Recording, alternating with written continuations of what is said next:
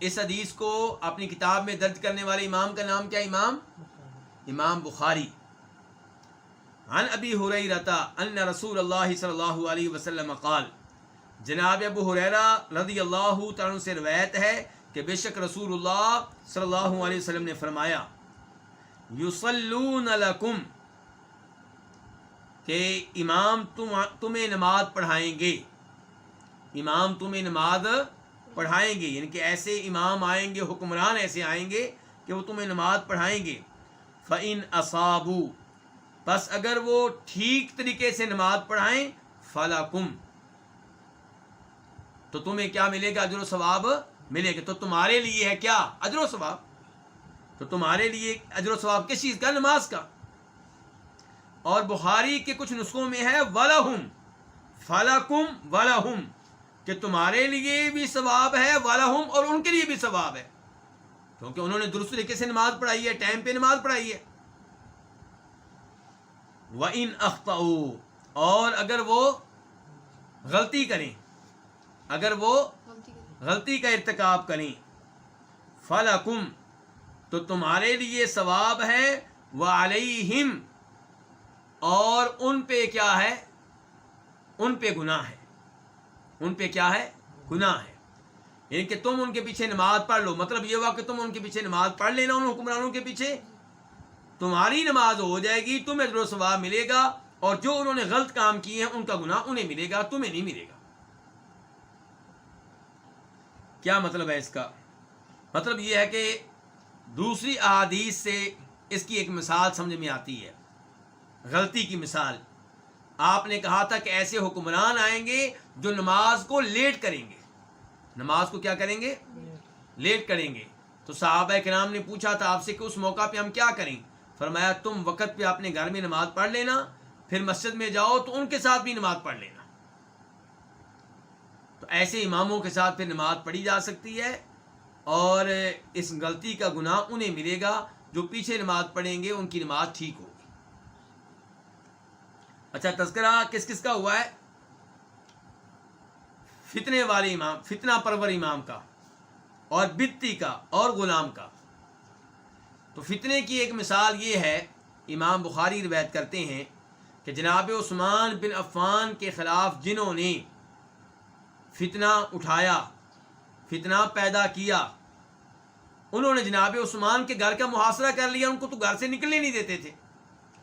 پھر مسجد میں نماز کون پڑھاتے تھے؟ یہی فتنہ بپا کرنے والے لوگ، فتنہ پیدا کرنے والے لوگ. تو لوگوں نے جناب عثمان سے پوچھا کہ ہم کیا کریں، آپ کو یہ گھر سے نکلنے نہیں دیتے، اب خود یہ نماز پڑھا رہے ہیں، تو ہم ان کی امامت میں نماز پڑھیں کہ نہ پڑھیں؟ تو جناب عثمان نے کہا تھا کہ نماز ایک اچھا کام ہے، تو جب کوئی لوگ اچھا کام کریں تو تم یہ اچھا کام ان کے ساتھ کرو، اور اگر لوگ غلط کام کریں تو تم ان کے ساتھ غلط کام نہ کرو. تو جناب عثمان نے صحابہ کرام کو، تابعین کو ان فتنہ پیدا کرنے والوں کی امامت میں نماز پڑھنے کی اجازت دی. تو اس سے پتہ چلا کہ وقت کے حکمران کے پیچھے نماز پڑھی جائے گی، اس کی اطاعت کی جائے گی، چاہے وہ فاسق ہو، چاہے وہ فاجر ہو، اس کے خلاف بغاوت نہیں کی جائے گی، البتہ اس کا غلط آرڈر نہیں مانا جائے گا. وہ ایک دن میں 10 آرڈر جاری کرتا ہے، 10 میں سے 5 آرڈر اس کے شریعت کے خلاف ہیں، 5 آرڈر شریعت کے خلاف نہیں ہیں. تو جو 5 آرڈر شریعت کے خلاف نہیں ہیں وہ مانے جائیں گے. یہ نہیں کہا جائے گا کہ چونکہ اس نے 5 غلط آرڈر جاری کیے ہیں باقی 5 بھی ہم نہیں مانیں گے، کیونکہ ہمیں حکمرانوں کی اطاعت کا اور ان کی بات ماننے کا حکم دیا گیا ہے، جبکہ حکمران مسلمان ہوں، کلمہ پڑھنے والے ہیں، بظاہر مسلمان ہیں، ان کی اطاعت کی جائے گی، ان کی بات مانی جائے گی. اور بدتی امام کی بھی یہی صورتحال ہے، یعنی کہ کافر نہ ہو، کفر و شرک کا ارتکاب کرنے والا نہ ہو، بدعتوں کا ارتکاب کرنے والا امام ہے تو اس کے پیچھے نماز ہو جائے گی، اس کے پیچھے نماز پڑھنی پڑ جائے تو نماز ہو جائے گی، خصوصاً جب کہ وہ کیا ہو؟ حکمران ہو. اگر حکمران نہیں ہے اور بدتی امام ہے تو پھر آپ اس امام کے پیچھے نماز پڑھیں جو بدتی نہیں ہے.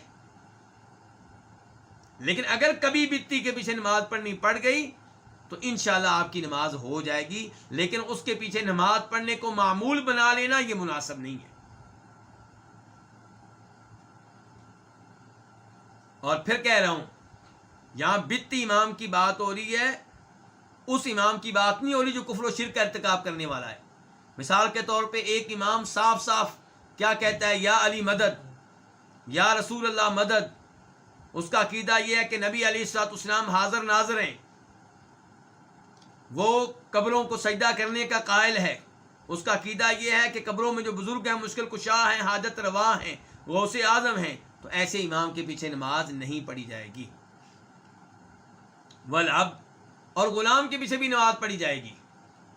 اگر امام غلام ہے تو اس کے پیچھے بھی نماز پڑھنا جائز ہے، کیونکہ نبی علیہ الصلوۃ والسلام کی ایک اور حدیث ہے، اس میں آپ فرماتے ہیں اپنے حکمران کی بات توجہ سے سنو اور اس کی بات مانو، اس کا آرڈر مانو، اگرچہ وہ کون ہو، حبشی ہو جس کا سر منقے کی طرح ہو، حبشی ہو، یعنی کہ غلام ہو، حبشی ہو، تو اس کے پیچھے بھی نماز پڑھی جائے گی۔